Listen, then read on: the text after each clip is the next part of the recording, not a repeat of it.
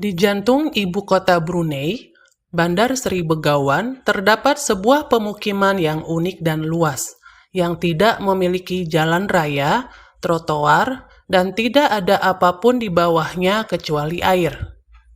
Kampung ini memiliki luas sekitar 10 km persegi, dengan sejarah yang sudah ada sejak lebih dari 1000 tahun yang lalu.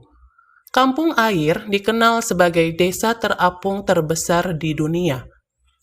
Di sepanjang kanal yang berkelok-kelok, rumah-rumah yang terlihat tua dan rumah-rumah bergaya pinggiran kota yang modern, gaya hidup para penduduknya jauh dari kata biasa dan penuh dengan keunikan di sekitarnya. Kampung ini didirikan pada masa pemerintahan Sultan Muhammad Shah. Pada masa keemasannya, Kampung Air merupakan pusat administrasi, ibu kota kerajaan Brunei Darussalam, sekaligus menjadi pelabuhan laut penting. Di kawasan tempat bermukimnya, banyak pedagang asal Barat, Tiongkok, Kamboja, dan negara-negara tetangga lainnya. Kampung Air telah menjadi pemukiman utama Brunei sepanjang sejarah negara ini, yang pada puncak kejayaannya di tahun 1500 membentang hingga ke beberapa bagian Filipina dan Indonesia, serta mencangkup seluruh wilayah pesisir Kalimantan. Salah satu orang Eropa pertama yang pernah singgah di Kampung Air adalah Antonio Pigafetta, seorang peneliti dari Venesia yang menemani Ferdinand Magellan dalam perjalanan ke timur pada tahun 1521. Pigafetta melihat masyarakat yang hidup dengan puluhan ribu keluarga yang tinggal di rumah-rumah kayu yang berada beberapa meter di atas air, membuatnya menjuluki Kampung Air sebagai Venesia dari timur. Ketika Inggris mengambil alih kendali kolonial atas Brunei pada akhir 1800, kebijakan migrasi ke daratan dari Kampung Air dilakukan atas nama pembangunan.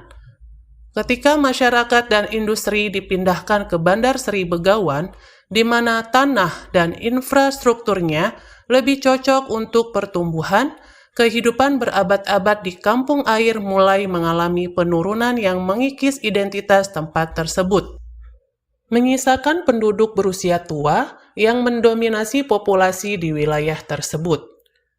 Para pendatang dari Indonesia dan Malaysia yang tertarik dengan harga sewa yang murah untuk rumah kosong yang ditinggalkan, kemudian mengubah sifat tempat yang digambarkan sebagai jantungnya Brunei tersebut. Migrasi telah mengubah Kampung Air secara fundamental.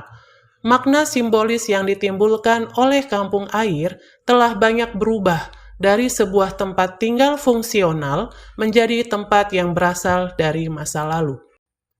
Meskipun Kampung Air mungkin tidak lagi menjadi pemukiman yang berkembang seperti dulu, Kampung Air masih menjadi bagian tak terpisahkan dari Bandar Seri Begawan dan negara Brunei secara keseluruhan.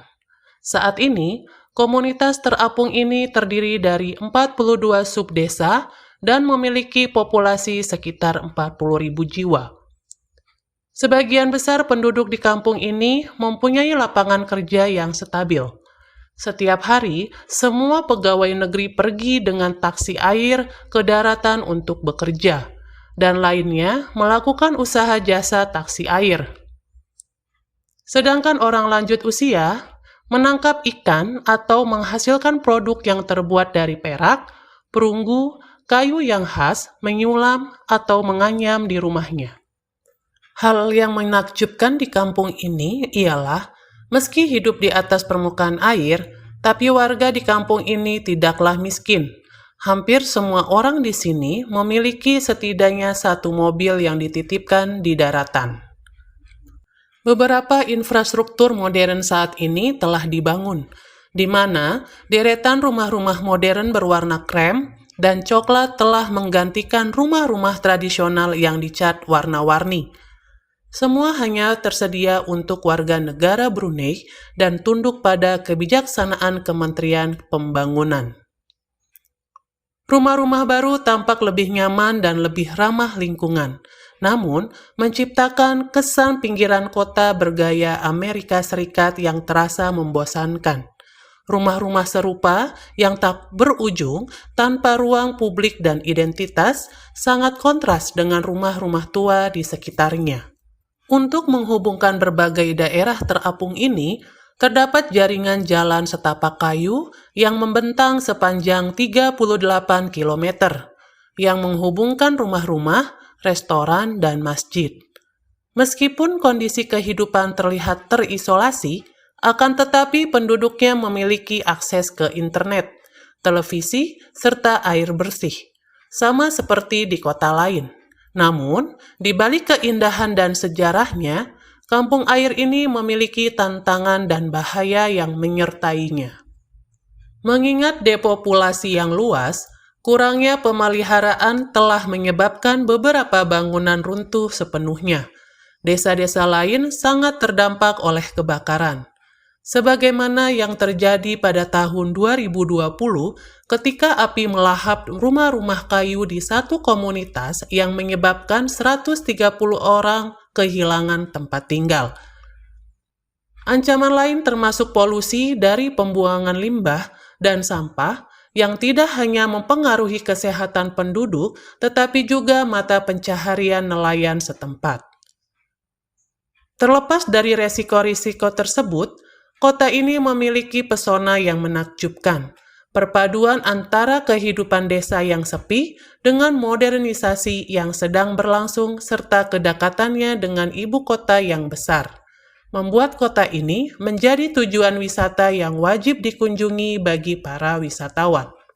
Ada banyak hal yang dapat dilihat dari kampung air selain tempat tinggal penduduknya yang penuh warna, mulai dari kantor pemadam kebakaran, kantor polisi, sekolah panggung, hingga konstruksi mengesankan dari Masjid Haji Al-Muhtadi Billah yang berwarna hijau dan emas. Serta ada juga jembatan gantung Raja Istri Pengiran anak Hajah Salehah.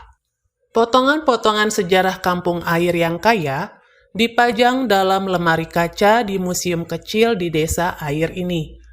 Mulai dari tembikar Tiongkok, koin perak, logam, serta barang-barang industri dan perdagangan lainnya yang menggambarkan kekayaan budaya di kampung ini. Selain itu, contoh-contoh kerajinan yang pernah dibuat di desa air juga dipajang di balik kaca sebagai sebuah pengingat akan ekonomi tradisional yang pernah berkembang pesat.